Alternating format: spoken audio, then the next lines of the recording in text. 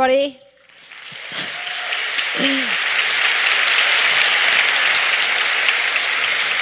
I'm Tina Brown. I want to welcome you all to the second annual Women in the World Summit Canada.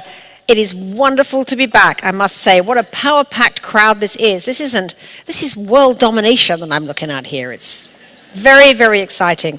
Now, I want to assure you, I come in peace. Like all visitors from the US right now, I arrive with slightly nervous feelings, all right? You're not mad at us, are you? Please say you're not mad at us. Too many women understand what it's like to be stuck in a relationship with a boorish man who gratuitously insults the neighbors. Unfortunately, everybody else in the world now understands and feels that way too. But the good news is that now more and more of us on both sides of the border have gained a new appreciation of a relationship that's going to be a lot longer lasting than the relationship with the current President of the United States, and that's the all-important relationship, of course, between the US and Canada. Because Canadians and Americans share family ties and fundamental values and ideas, not to mention Samantha Bee's comedy, Margaret Atwood's novels, and Sarah McLachlan's music. Okay, so we have a lot to celebrate together. So let's start with our first program. We're honored to have with us a true champion of women, Prime Minister Justin Trudeau, in conversation with another remarkable leader and role model, IMF Chief Christine Lagarde, whose job is nothing less than ensuring the health of our global economy. Two global champions of women who know how to deliver much more than a message. And we're delighted also to have Katie Couric, the legendary Katie Couric, moderating this conversation. So let's begin. Thank you.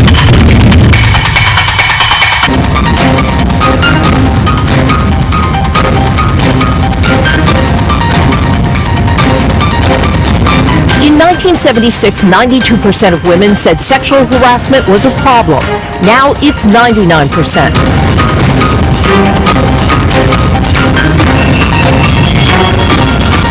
This is not just a Hollywood problem. This is a problem that runs across industry around the world.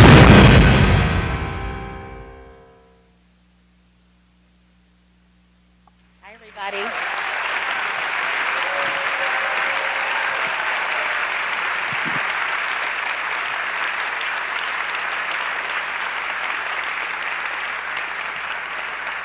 Hi, everyone. Good afternoon. I'm Katie Couric, and as someone who's obsessed with The Handmaid's Tale, I just want to say I'm really happy I made it to Canada. So I'm happy to be here, happy to see all of you, and my two guests need no introduction, partially because Tina already did it, but I'm so pleased to be joined by self-described feminist, Prime Minister Justin Trudeau,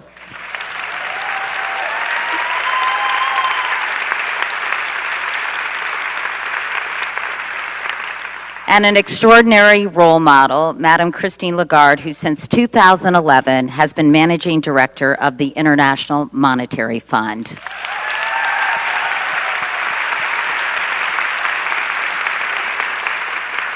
So welcome to both of you. And before we get to specifically to gender issues and the extraordinary work that I think you have both done on this topic, Prime Minister Trudeau, I just wanted to ask you, what's the latest with NAFTA? We got to make a little news here, people. Sorry to disappoint, but we continue to work hard and be positively optimistic that we can get to a win-win-win for all three countries. We are working hard, and we know that it's possible to get to it. We just have to keep working at it. The relationship between Canada, the US, and Mexico has created extraordinary economic growth over the past 2.5 decades. There's an opportunity to update NAFTA, and we're happy to do it. But as I've said, it has to be the right deal. It has to be a good deal. Getting there has not been half the fun. Well, you know what? I am lucky in this that I have an extraordinary woman leading up that charge, in Chrystia Freeland, who who is absolutely amazing. She'll be here later today. You guys can give her all the props that she rightly deserves. We are incredibly lucky to have her around the table. In fact, Madame Lagarde, I know as a former trade minister, you have a lot of respect and appreciation for what she's going through right now. I have enormous respect and friendship for Chrystia, and I think that she's under huge pressure from all corners, and luckily she has the support of her Prime Minister and all women around the world who want her to succeed in her negotiations. She certainly has mine, big way. All right, great. So let's get started on sort of the big topic that we're tackling today. I know that earlier this year, Prime Minister, Canada hosted the G7 summit, and you put women's advancement quite high on the agenda. Your Women's Advisory Council published a report called Make Gender Inequality History. With so many crises happening worldwide, why was this so important to you? Why make it such a high priority? Well, the G7 is fundamentally an economic forum. It's a gathering of 7 of the most advanced economies in the world to talk about sort of the big issues and the big trends and the big challenges facing our economies, our workforces. And there is no question that increasing growth, increasing opportunity for everyone is a not just a moral argument, it's a fundamental economic argument. So every G7, the president country gets to set a couple of themes that are particularly important to dive into. And for example, we did one on oceans that is talking about oceans cleanup and oceans protection and showing global leadership as a council, which is great. But instead of doing that also with women, where there would be a session on women's empowerment or advancement, we said, no, we're making it a horizontal theme. So we put together a Women's Advisory Council, Gender Advisory Council, of which Christine was a special advisor, an important player on, to make sure that every single session, every single focus, ministerial meeting or agreement that came through the G7 had representatives of this Women's Council involved, engaged, to recognize that women's issues aren't just their own little silo. They touch on every single aspect of any economic conversation. And that horizontal approach is one that we're really delighted we were able to launch, have a significant outcomes to, and will continue next year with France's G7 leadership as well. And Madame Lagarde, I know you've been focused on these issues for a long time. Certainly we've been hearing about these issues for a long time. I know with the Me Too movement, we're going to talk about that a little later in our conversation, they have greater urgency. But what other factors do you think are at work that are really propelling these issues front and center? What is going on? Why does it feel like kismet for at least the conversation, if not the action? Well, first of all, let me tell you from my perspective, because I was sitting in all these G7 finance ministers, leaders meetings. And what Canada has done under the leadership of Prime Minister Trudeau is something that I would not have anticipated. You've made women discrimination, the whole issue of women, a topic that is an absolute must. And I think that you, for many of those countries that were involved, made it politically incorrect to actually be dismissive, be discriminatory, or be full of, those very funny smiles that you get sometimes, Oh, a woman issue, yes, of course. Well, that's no longer in the cards. And I have to tell you, Patronizing? It's a combination of patronizing, vaguely amused, entertained. That is all gone. And, it was... Not all gone, well, but it's... No. I'm talking about the G7 circle.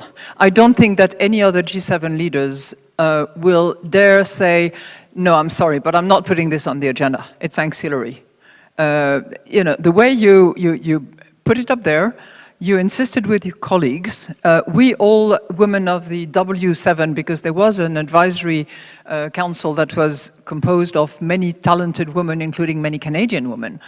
The way we sort of looked at all these leaders in the eyes, it made it just impossible for them to either ignore or consider as secondary that particular topic. So it's both the horizontality and the height at which Canada put women, that really made a huge difference in my view. So we're talking about leadership. We're talking about leadership, we're talking about the proper measurement of what it means, because as the Prime Minister said, it's an economic summit. And all those leaders are interested in solid, sustainable, inclusive growth. And if you say growth, it has to go through women. If you say inclusive, it has to go through women. If you say sustainable, it has to go through women. Because, you know, I'm not inventing, and I'm not, you know, talking about the moral side of it, but just at the IMF, we've done a lot of analysis of what it means. It improves growth, it improves inclusiveness, and it certainly improves diversification of the economy, which means more sustainable economies. And that ignores the whole climate change approach, which is also very often, how would I put it? Better, I think women tend to be more attentive to those issues than men in general. So, voila. So it's good for, I concur with you, with present company excluded, but you know, clearly it's good for the bottom line, and yet 90% of countries still have at least one legal barrier to women's economic participation. These barriers impact 2.7 million women globally, include things like restricting their access to credit, denying them their ability to own property. So what will it take to remove those barriers? I think for a lot of time we do phrase it as sort of a moral or a human rights or an equality or a enlightened perspective that yes, you should liberate women, you should empower them, you should celebrate and support them as the right thing to do. And there's a lot of people who get that, for whom that is enough of an argument. But for when you look at the entrenched status quo, the way the power systems have evolved over the past decades and centuries, you realize that it actually takes a stronger, grounded argument in economic facts. And I think the example of Rwanda, for example, where after the genocide 20 years ago, there were so many more women in the workforce or needing to get into the workforce than men, that their economy and their opportunities have increased. We know that, and we shouldn't take a terrible tragedy to awaken ourselves, but there are studies after study, and Christine knows and has talked about a lot of them, that show that organizations with better gender balance, better diversity, make better decisions, not just more profits, but better, far-reaching, beneficial outcomes. Making an economic argument about better equality of opportunity is something that is harder and harder to stand against anywhere in the world. But 90%, I mean, we've heard these economic arguments, honestly, with all due respect, for years, and yet it hasn't moved these countries to eliminate these barriers. So how can you do it? How can you force the issue? First of all, Canada is not in the 90%. I checked before I came in. Okay. So, at least your constitution, your rules, your principles do not embed any discrimination, which doesn't mean to say that you have total equality in terms of female labor force participation, in terms of gender gap. You still have issues, and Canada does. But for those 90 other countries, there has to be a sense of political determination, of leadership, of political correctness about fixing those issues. And it works. That's the other thing which we have demonstrated through our study. Because when you fix those discrimination, when you, for instance, you give access to finance, when you allow proper inheritance equally between genders, it changes the map. And there are various countries that have done it in the sub-Saharan African continent, in Latin America. Wherever the changes have taken place, there has been, as a result, within the next 5 years, a significant change in female labor force participation, in gender gap, and in women entrepreneurship. So it does work, and it does improve the bottom line, not just of corporation, but of countries as well. So we just need to rehash all the time and repeat and make the case as often and as loudly as we can. And I think that there are now, enough, there's never enough, but there are many of us who are very concerned that these things actually change, and our voice carries. And Tina is one of those who, year after year, is pushing those issues.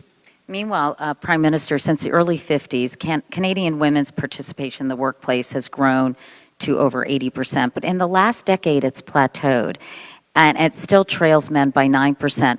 Why the plateau, and what needs to happen to restart this forward momentum and get Canadian women working in equal numbers? And it's not just workforce participation, it's money earned on the dollar. You'd be surprised how low Canada is actually on pay equity, which is frustrating because we have different jurisdictions that brought in pay equity legislation a decade or more ago.